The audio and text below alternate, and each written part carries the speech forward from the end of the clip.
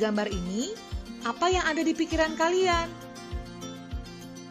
Benar sekali, di dalam gambar ini kita bisa melihat bahwa ketika pembicara menyampaikan pesan kepada pendengar, maka pendengarnya langsung paham.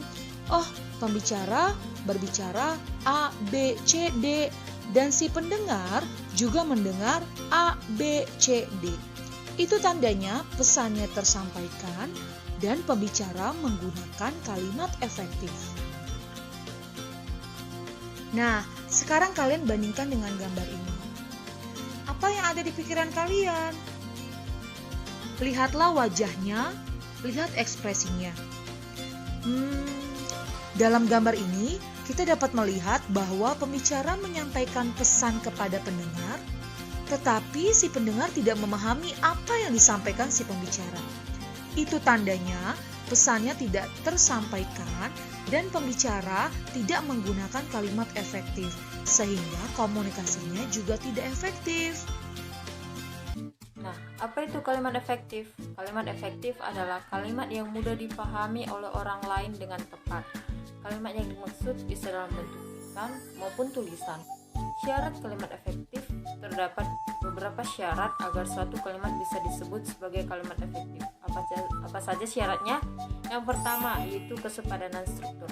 Kalimat efektif harus memiliki kesepadanan struktur, yaitu keseimbangan antara gagasan dengan struktur yang dipakai. Nah, untuk memiliki kesepadanan struktur yang baik, ada poin-poin yang harus dipenuhi. Yang kedua, memiliki subjek dan predikat yang jelas. Cara agar suatu kalimat dapat memiliki subjek dan predikat yang jelas adalah dengan menghindari penggunaan kata depan sebelum penyebutan subjek. Selanjutnya, tidak terdapat subjek ganda. Subjek ganda dapat membuat kalimat menjadi tidak fokus, sehingga maknanya menjadi sulit dipahami. Predikat kalimat tidak didahului oleh kata yang. Pemunculan kata yang dapat menghilangkan predikat dalam sebuah kalimat. Mari kita lihat contohnya seperti berikut. Dengan memiliki kesepadanan struktur yang baik, maka gagasan dapat dengan mudah dipahami oleh pendengar atau pembaca. Yang selanjutnya itu keparalelan bentuk. Kalimat efektif harus memiliki bentuk yang paralel. Artinya, kalau bentuk pertama menggunakan kata benda, maka bentuk selanjutnya harus menggunakan kata benda. Kalau bentuk pertama menggunakan kata kerja, maka bentuk selanjutnya juga harus menggunakan kata kerja. Contohnya seperti ini. Tahap terakhir penyelesaian gedung itu adalah kegiatan pengecatan tembok, memasang penerangan, pengujian sistem pembagian air, dan pengaturan tata ruang. Nah, kalimat di atas tidak paralel karena kata yang menduduki predikat tidak memiliki bentuk yang sama. Supaya efektif, predikatnya harus diubah menjadi kata benda semua. Contohnya seperti berikut. Tahap terakhir penyelesaian gedung itu adalah kegiatan pengecatan tembok, pemasangan penerangan, menguji sistem pembagian air, dan pengaturan tata ruang.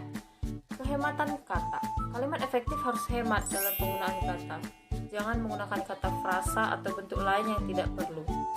Selanjutnya itu, hilangkan penggunaan subjek. Subjek adalah bentuk disebutkan sebanyak satu kali dalam satu kalimat. Selanjutnya, hindari kesinoniman dalam satu kalimat. Jika terdapat dua kata dalam satu kalimat, maknanya sama atau sinonim, gunakan salah satunya. Selanjutnya itu perhatikan kata jamak. Jika terdapat kata yang sudah bermakna jamak, maka tidak perlu menambahkan kata lain yang juga bermakna jamak. Selanjutnya ada beberapa cara yang bisa kita lakukan dalam penghematan kata kalimat di dalam kalimat efektif. Penggunaan kata yang berlebihan dapat menyebabkan suatu kalimat menjadi bertele-tele atau terlalu panjang. Makna yang ingin disampaikan menjadi sulit dipahami oleh pendengar atau pembaca. Oleh karena itu, gunakan kata-kata yang memang diperlukan saja biar jadi kalimat efektif. Cara yang pertama itu kecermatan penalaran. Dalam kalimat efektif terdapat kecermatan penalaran. Artinya harus memperhatikan pemilihan kata supaya tidak menimbulkan makna ganda. Contohnya, mahasiswa perguruan tinggi yang terkenal itu menerima hadiah. Kalimat ini dapat menimbulkan tafsiran ganda. Coba kamu baca baik-baik, pasti kamu jadi bingung. Di sini maksudnya siapa yang terkenal? Mahasiswanya atau perguruan tingginya?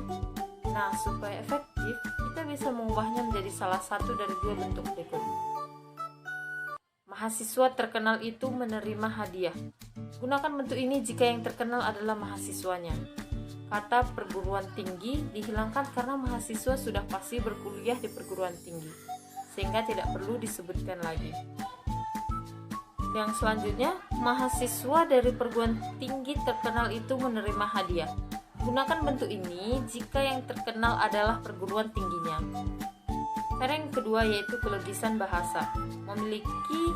Kalimat efektif harus memiliki kelogisan bahasa. Artinya, ide pada kalimat efektif tersebut dapat diterima oleh akal dan penulisannya sesuai dengan ejaan yang berlaku. Contohnya seperti ini. Waktu dan tempat kami persilakan.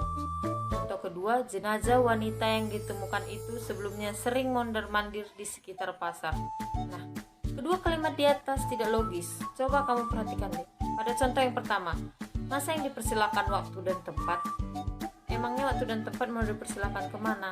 Nah, pada contoh yang kedua, jenazah mondar-mandir di pasar. Kan seram.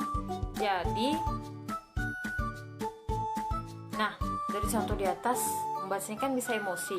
Jadi mari kita perbaiki. Kepada Bapak Lurah kami persilahkan. Contoh yang kedua itu, sebelum meninggal wanita yang ditemukan jenazahnya itu sering mondar-mandir di sekitar pasar.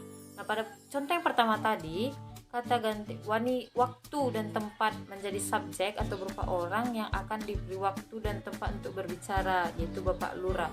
Sedangkan pada contoh yang kedua, ubah subjeknya menjadi wanita, bukan jenazah wanita.